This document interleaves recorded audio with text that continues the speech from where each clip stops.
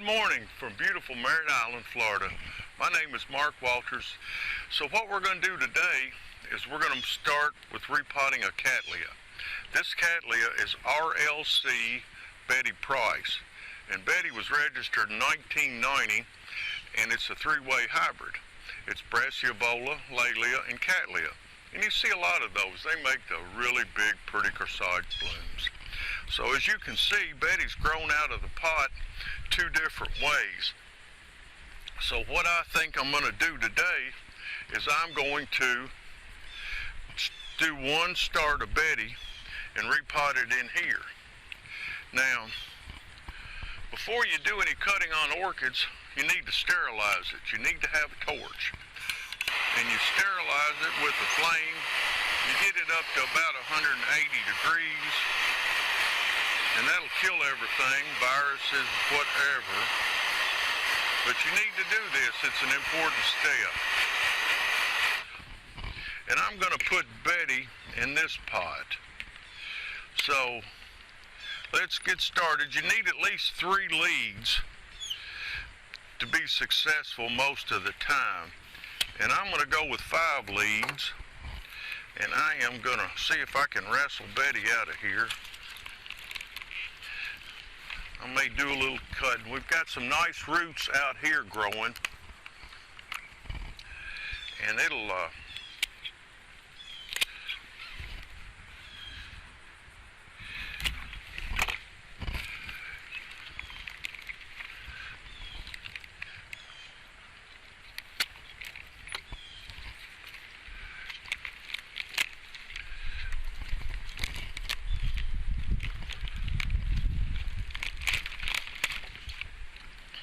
So here's Betty, got a new lead, got good roots,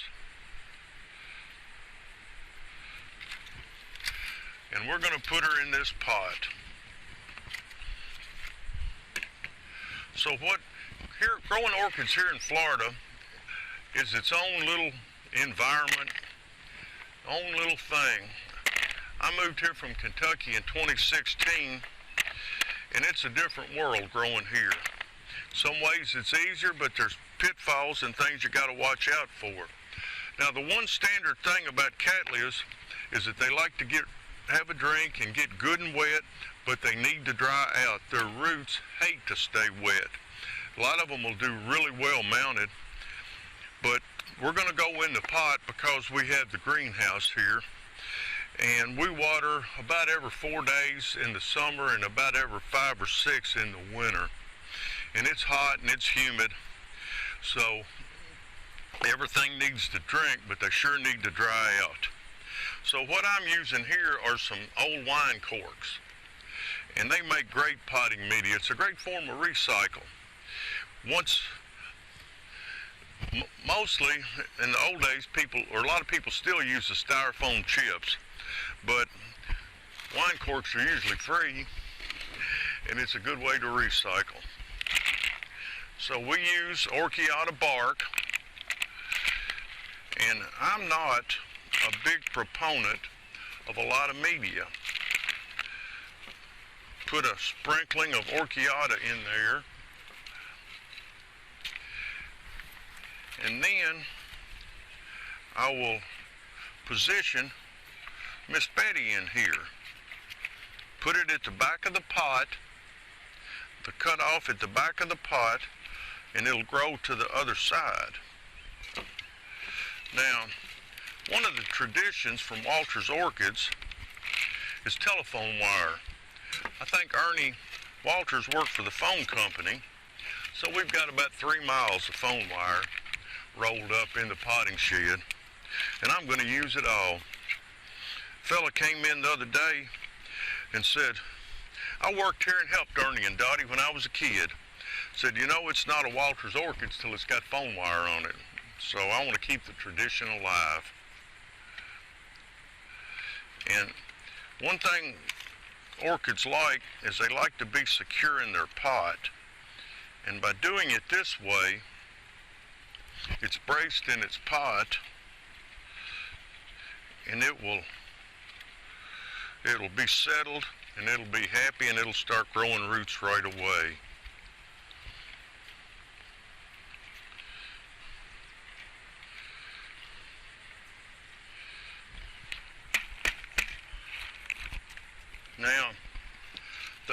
thing I am really sold on growing orchids in Florida is time-release fertilizer. Had a speaker at the Orchid Club one time, and he says, think about an orchid growing in the wild. They live in a tree. He said it's a lucky orchid that when the monkey goes by or the snake or the bird or whatever and takes a crap, there it is. It washes down in the rain. So we'll put I don't know, a half a teaspoon or something on here, so every time it rains, Dorothy's going to get fed from the rain. It'll be just like in nature. So there she is, ready to grow and bloom. And you got to have a tag. Make sure everything has a tag. And now you can proceed with the rest of it. Hope you enjoyed this video, and if you liked us, subscribe, like, and ring the bell for us, and come back and see us. We're going to do a series of educational videos. Here, I'm the old orchid colonel himself. Kentucky Fried Chicken, come call it. I might work for you in my spare time. Bye.